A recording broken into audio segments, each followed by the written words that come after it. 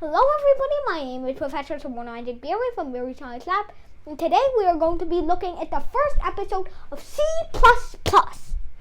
Lecture number 1. Don't mind that broken keyboard, I just stole the keys. Sorry. Anyway, today we're going to be learning how do we print text in C++. Printing text is one of the most basic things in all languages. Sorry, that's not the font I wanted. Printing text is really a basic thing in most languages. It's really the thing that gets you off the ground.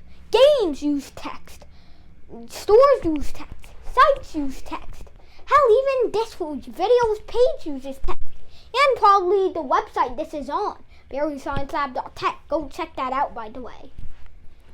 So, printing text is one of the most important things ever when you are coding.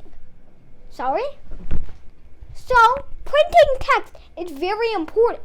So today we're going to be learning how to do it. First, let's explain the concept here, and then we'll go over there and start some real coding. Right, so how do we print text? Well, it all starts with a cow. Do you believe me? Fear not, because it actually doesn't start with cow, but rather starts with what happens if you eat cow. Gout. Well, not really gout, because it's actually cout. But they sound similar, so don't tease me. So cout does not stand for foot disease. It actually stands for character, which is basically any type of thing you have on your keyboard. Like these. And out means just outputting text. So clearly, first we have output, so we're outputting text. So we're getting off the ground, right? Yeah. But then we need the system operators. They can also be used in C, which we'll see later in another video. So, these are the system operators you need to print text. They're just two less signs, so don't worry.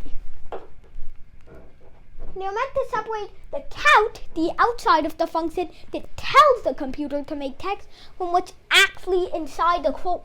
You have to put a semicolon after every line of text. It may sound annoying, but trust me. It happens every day when I'm trying to code the USA invade you gamma. Go check it out on C++. I'll provide a link in the description. Plus, it's very broken, so you can check it out. So, now, what if you don't want to end it there and you instead want another piece of text and you don't want it to be masked up with a mix along with the first? Well, then you put another pair of system operators. And then you have to put NDL. What does NDL stand for? It stands for end line. And then you put the signature semicolon. That's not how you draw a semicolon. That's how you draw a Z, dumb Soborno. It's blobby, but it does the job. So our very swollen semicolons over here ends our line. And so that is how we print text. Now let's demo this in our actual day.